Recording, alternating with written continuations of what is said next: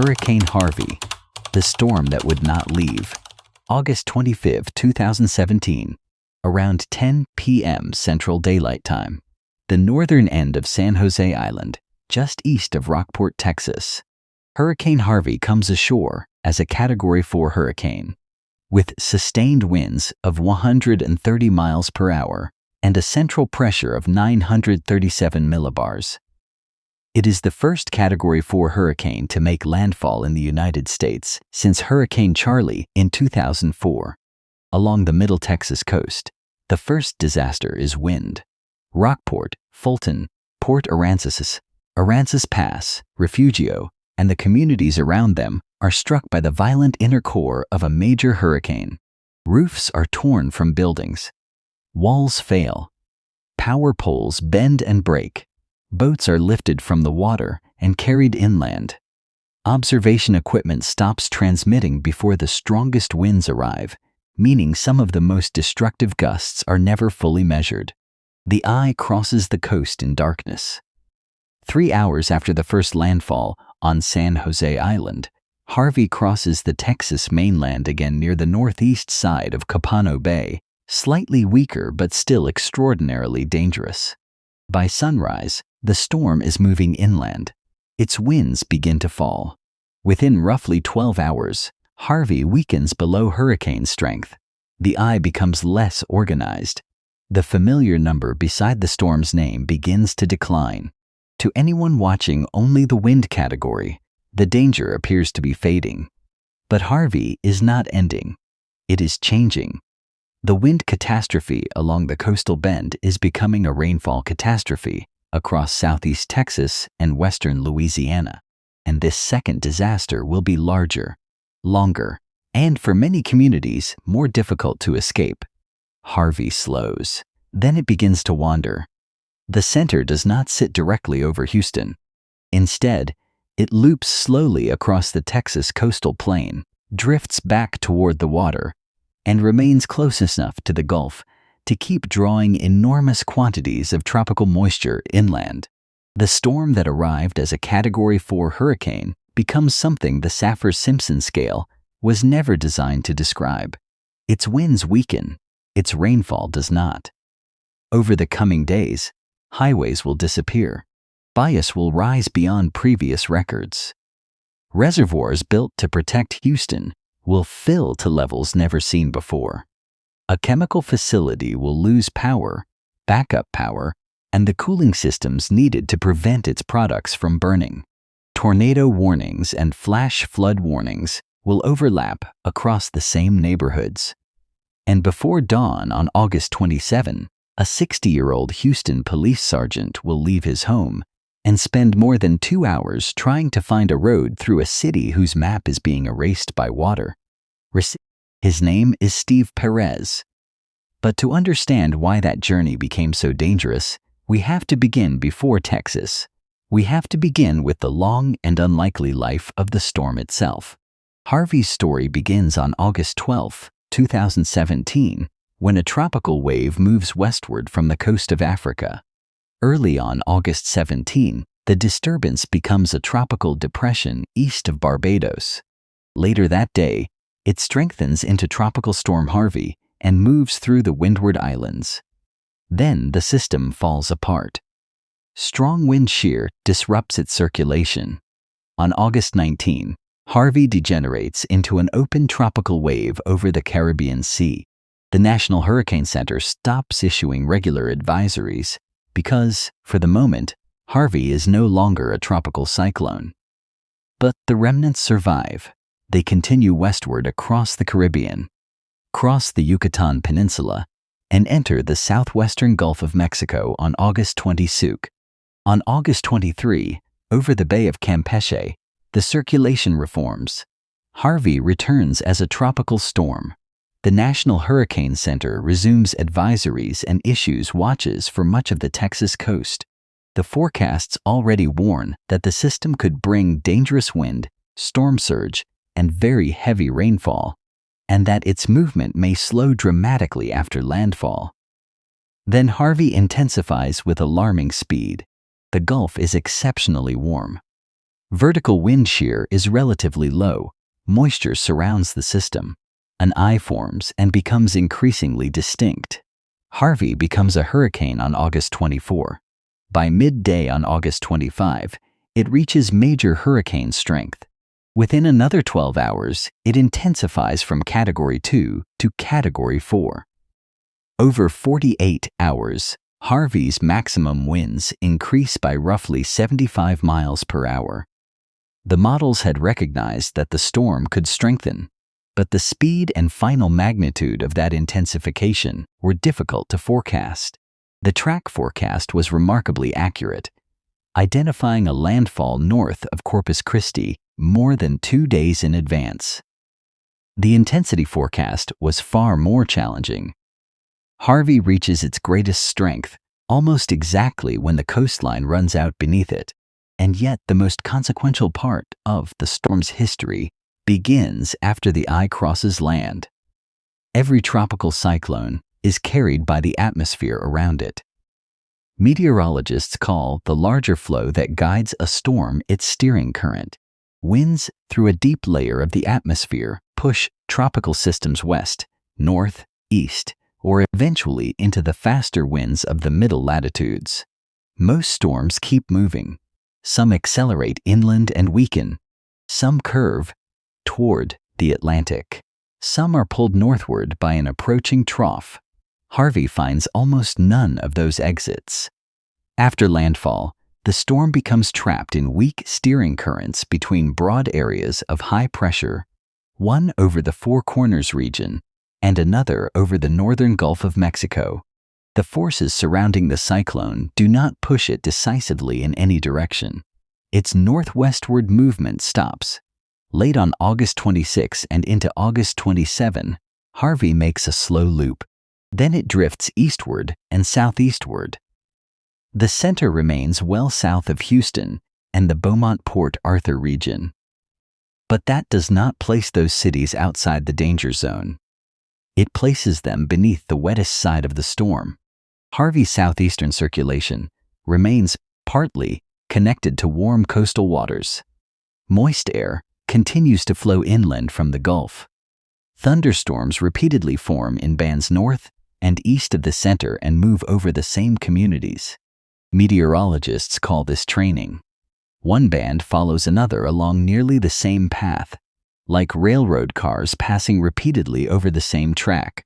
The first downpour saturates the soil. The next fills roadside ditches and drainage channels.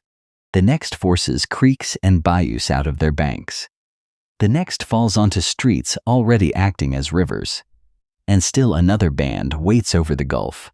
This is what makes a slow tropical cyclone so dangerous. A hurricane does not carry all of its rain inside it, like water in a tank. Its circulation continually draws moisture from a much larger region, lifts that moisture into thunderstorms, releases it as rain, and then pulls in more, as long as the circulation remains organized enough and close enough to a supply of warm, humid air. The process can continue for days. Harvey does not need to regain major hurricane winds. It only needs time. The forecasts before landfall were already extraordinary. The National Hurricane Center warned that Harvey would likely stall and produce life-threatening freshwater flooding. The Weather Prediction Center issued an unprecedented Day 3 high risk for excessive rainfall over much of Greater Houston on the afternoon of August 25. It was the first time the center had placed an area inside its highest excessive rainfall category at that lead time.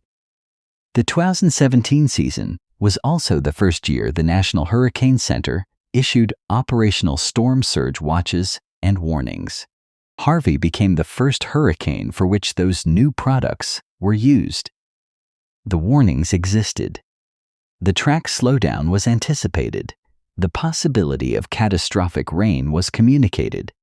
But predicting extreme rainfall is not the same as helping millions of people imagine what the result will look like on their street. 30 inches is a measurement. 40 inches is a measurement.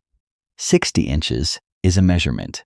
None of those numbers tells a family whether the water will stop at the curb, enter the first floor, reach the second floor, or close every road that leads away. That gap between the forecast number and the lived consequence will become one of Harvey's most important lessons. Rain from Harvey's outer bands begins reaching the Texas coast on the night of August 24.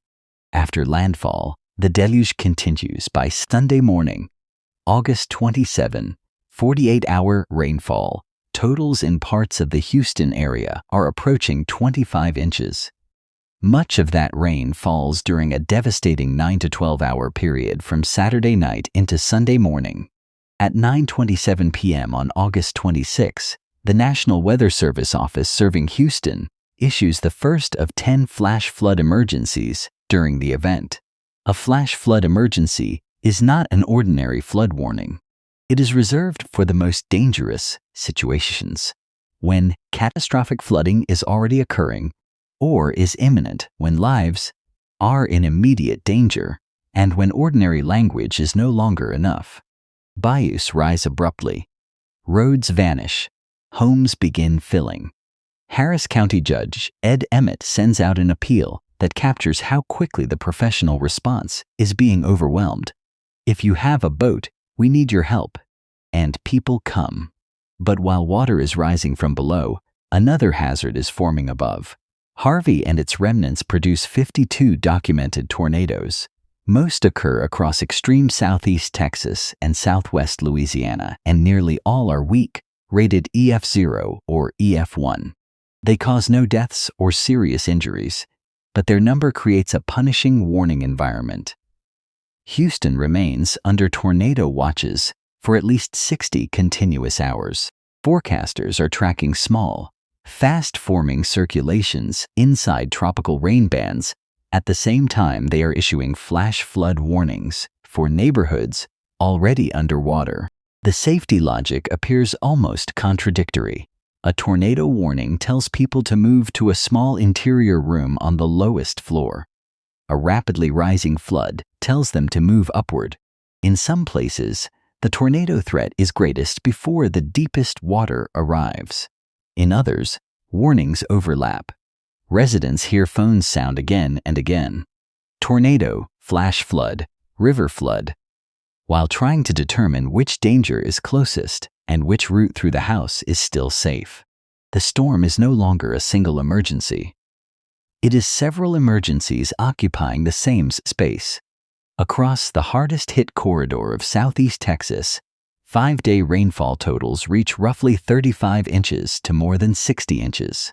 Near Nederland, Texas, the final verified total is 58 inches. Near Groves, another gauge records 54 inches. At Cedar Bayou, east of Houston, 88 inches is measured. Harvey establishes a new United States rainfall record for a tropical cyclone.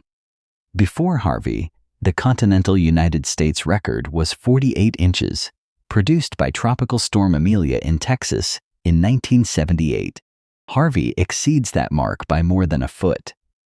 The rainfall is not distributed evenly across every part of Houston or every part of southeast Texas, but along the most severely affected corridor. From the Houston region eastward through Beaumont, Port Arthur, Orange, and toward Lake Charles. The totals are historic across an enormous populated area. In Harris County, nearly 70% of the county is covered by as much as 1.5 feet of water during the event, and close to 136,000 structures flood. Over 4 days, the county receives approximately 68% of the rainfall it would normally expect during an entire year. Not season by season, not month by month, almost all at once. Across southeast Texas, about 90% of National Weather Service river forecast locations reach flood stage. Nearly 70% reach major flood stage. Almost half establish new records.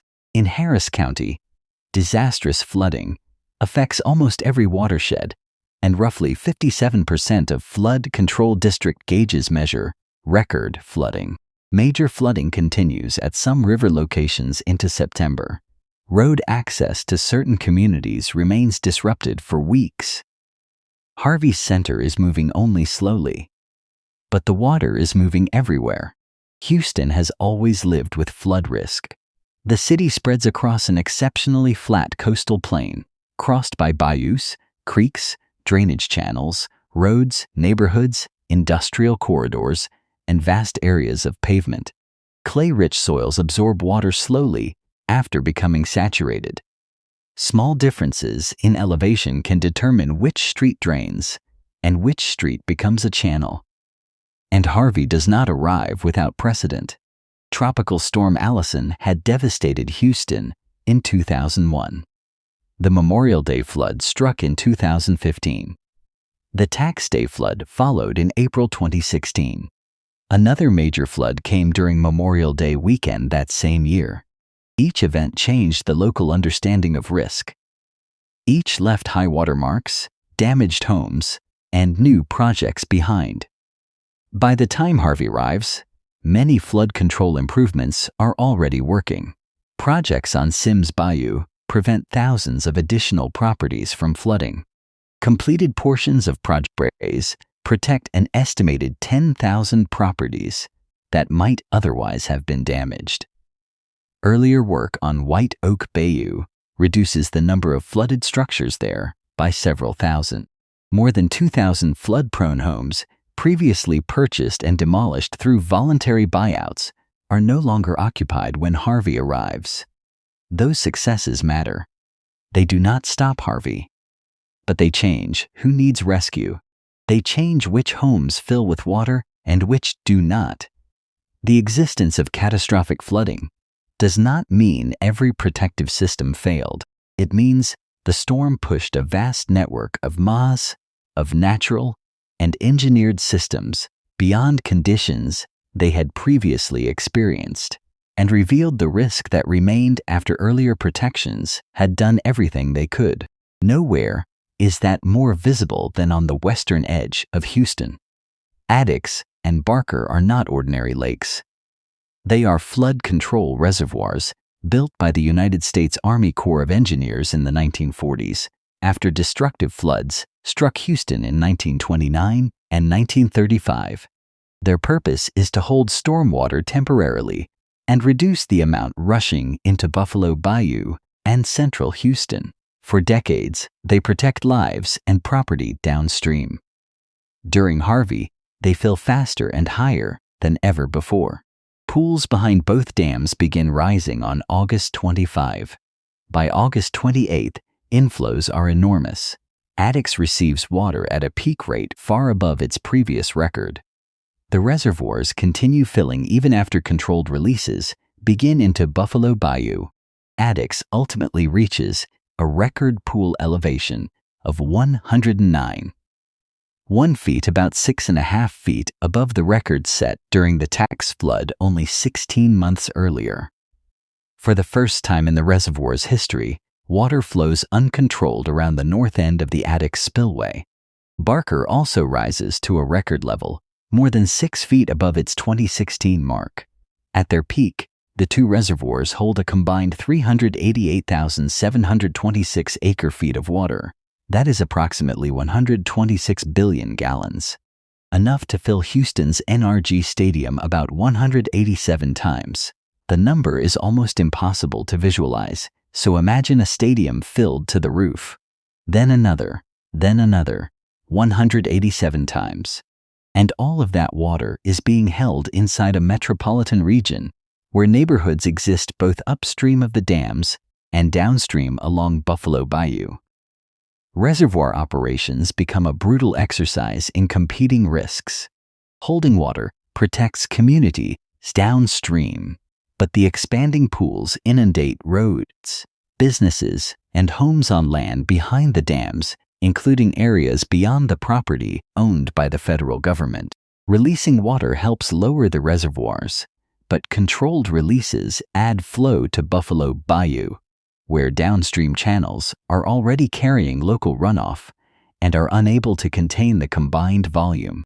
There is no switch that makes the water disappear, only decisions about where it moves, how quickly it moves, and which danger becomes more urgent. Fluting around the reservoirs and along Buffalo Bayou becomes one of Harvey's most complex and controversial chapters. And the water remains long after the television images begin moving elsewhere. Harvey's stormwater is not fully drained from Addicks and Barker until the middle of October. The cyclone has been gone for weeks. The reservoirs are still releasing its rain. Across the region, the disaster spreads through connected systems. Homes flood. Roads close. Employees cannot reach workplaces. Power equipment fails. Fuel and supply routes are interrupted. Hospitals, shelters, refineries, ports, chemical plants, and emergency agencies all depend on roads, electricity, communications, and people who can safely move. When one system fails, pressure shifts to another. On August 29, 14 Gulf Coast refineries are reported shut down or in the process of shutting down, affecting roughly 6% of United States refining capacity. The daily reduction in output peaks at about 4 million barrels. But the most visible industrial emergency unfolds at the Arkema Chemical Facility in Crosby, northeast of Houston. Arkema manufactures and stores organic peroxides, reactive chemicals used in industrial production. Some of those products must remain refrigerated. If they become too warm, they can begin a self-accelerating decomposition and eventually ignite. The facility has layers of protection: normal electrical power, backup generators, low-temperature warehouses, refrigerated trailers that can serve as another emergency safeguard. Harvey defeats them one by one. Around 2:30 a.m. on August 28th, floodwater reaches the main transformers and the site loses electrical power. Backup generators start, but the rising water forces workers to shut them down for safety. Employees transfer thousands of containers into refrigerated trailers. By the end of Monday, nearly 10,500 containers, more than 350,000 pounds of temperature-sensitive organic peroxide, have been moved into 9 trailers. Then the equipment needed to move the trailers begins failing in the floodwater. 3 trailers cannot be taken to higher ground. Water rises to chest level around parts of the facility. The workers are eventually evacuated.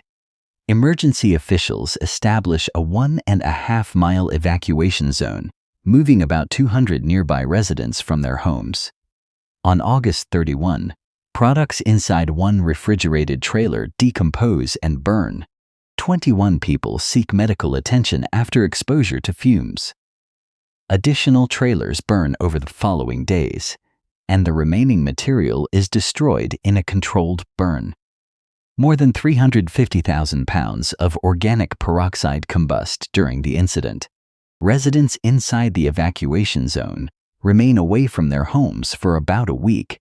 The Arkema fire does not become another mass casualty disaster, but it exposes the nature of cascading risk. A hurricane removes electrical power. Floodwater disables backup power. The loss of power removes refrigeration. The loss of refrigeration creates a chemical emergency. The chemical emergency closes a road needed to move hurricane response resources. Harvey is no longer simply water entering buildings. It is water changing the behavior of everything built around it.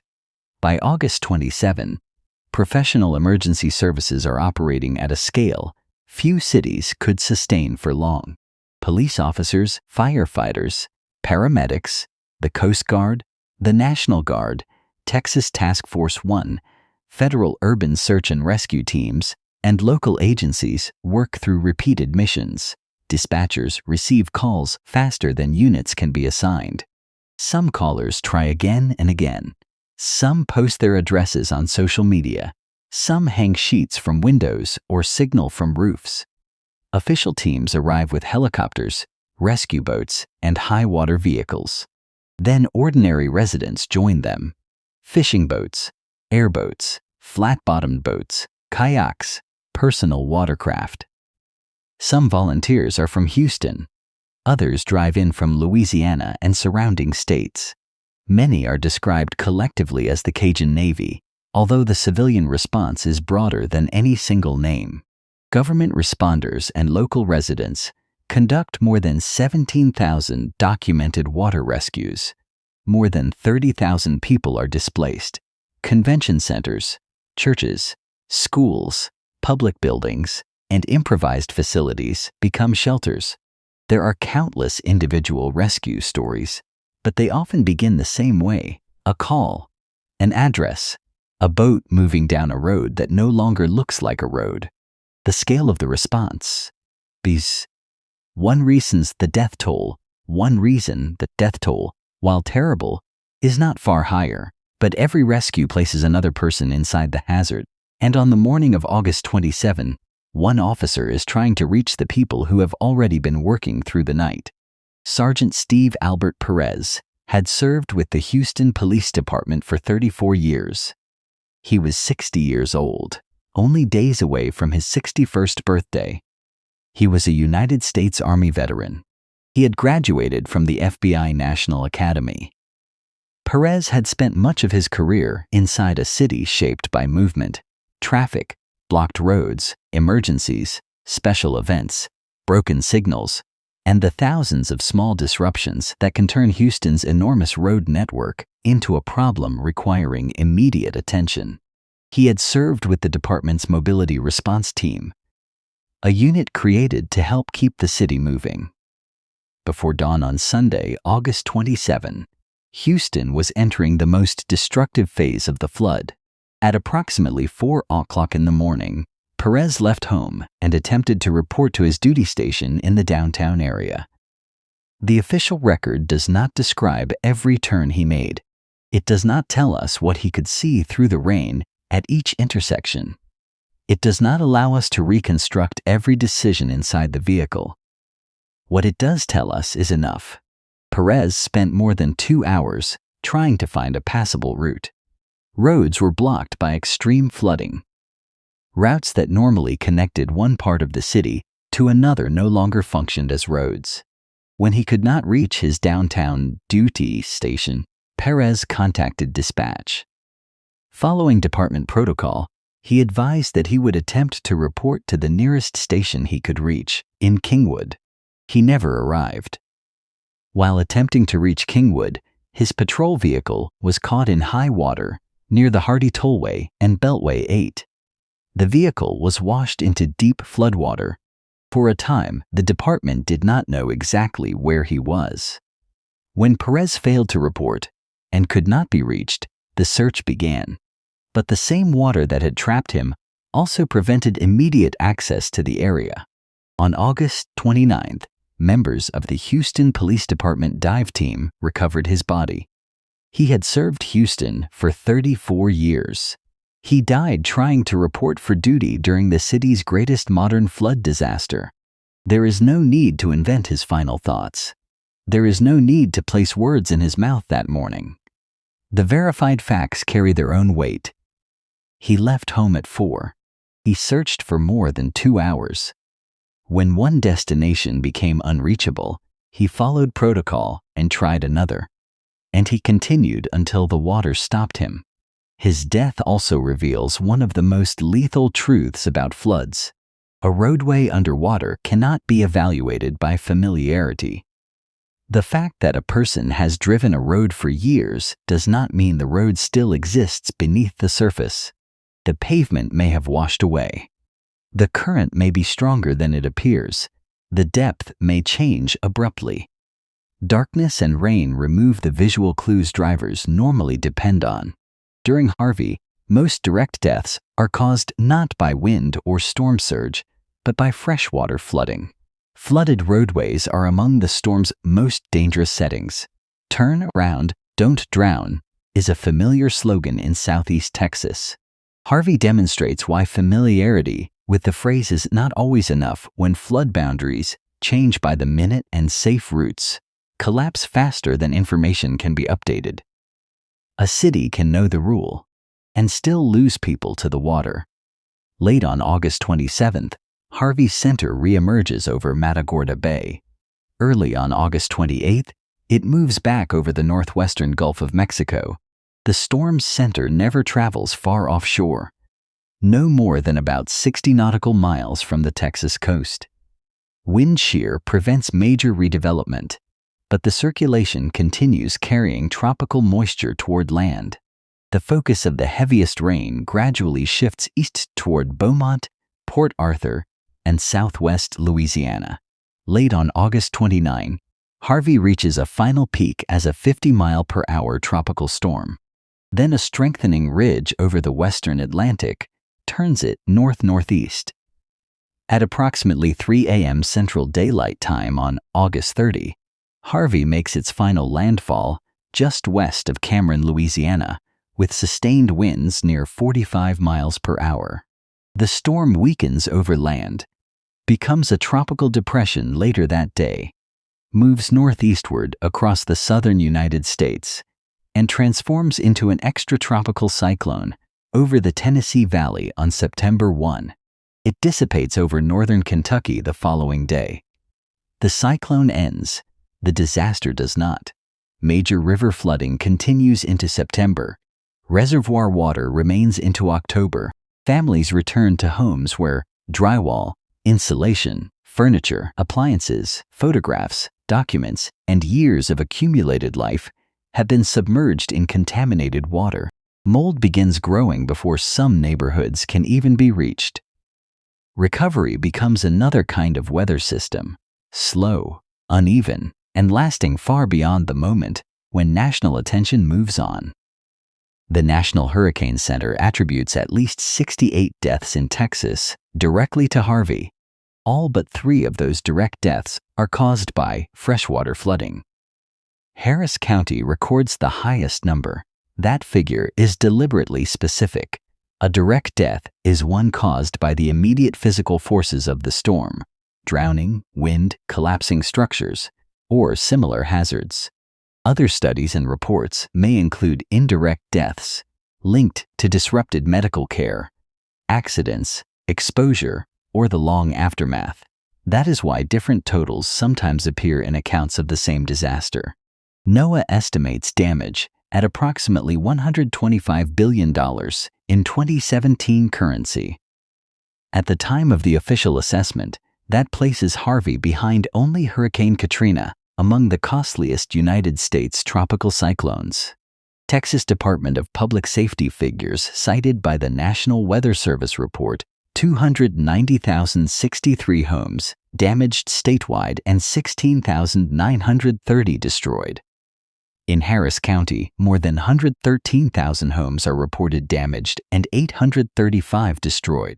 Industry estimates cited in the federal assessment place the number of vehicles damaged or destroyed in the Houston area between 300,000 and 500,000. 14 refineries shut down or begin shutting down. Roads and railways close. Airports suspend operations. Ports and shipping channels are disrupted.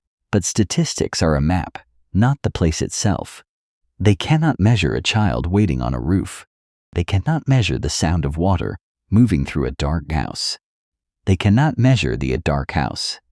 They cannot measure the exhaustion of a dispatcher hearing another address while every available unit is already committed.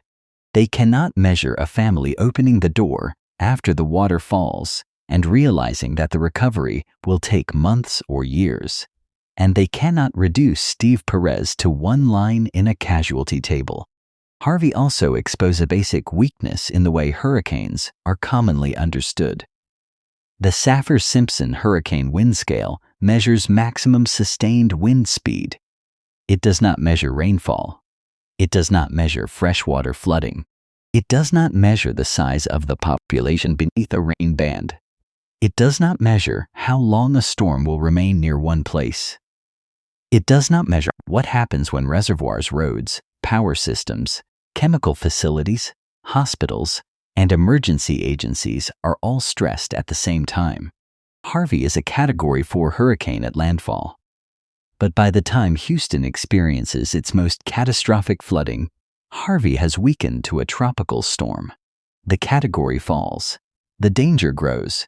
That is the paradox Harvey leaves behind. A weaker wind number can accompany a worsening disaster. The post-storm National Weather Service assessment finds that forecasters and partner agencies performed strongly in an event of extraordinary scale. The slowdown was predicted. The flood threat was communicated repeatedly. Flash flood emergencies and decision support briefings were credited with motivating action and saving lives. But the assessment also identifies limits. Residents struggled to translate rainfall totals, approaching 60 inches into neighborhood-level consequences. No existing public product could fully communicate what that amount of water would mean. Experimental inundation maps were produced during the emergency, but agencies did not yet have enough training or documentation to use them consistently. Rapid shifts in the location and timing of the heaviest rain surprised some residents. Language barriers reduced understanding in some communities. Forecasters and emergency managers were forced to manage an enormous volume of overlapping alerts. Harvey does not show that forecasting failed.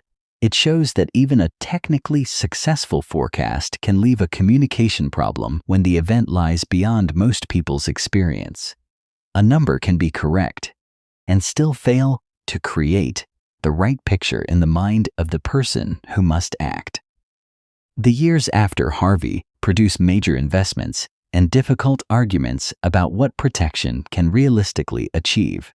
On August 25, 2018, exactly 1 year after the Texas landfall, Harris County voters approve $5 billion in bonds for flood damage reduction projects.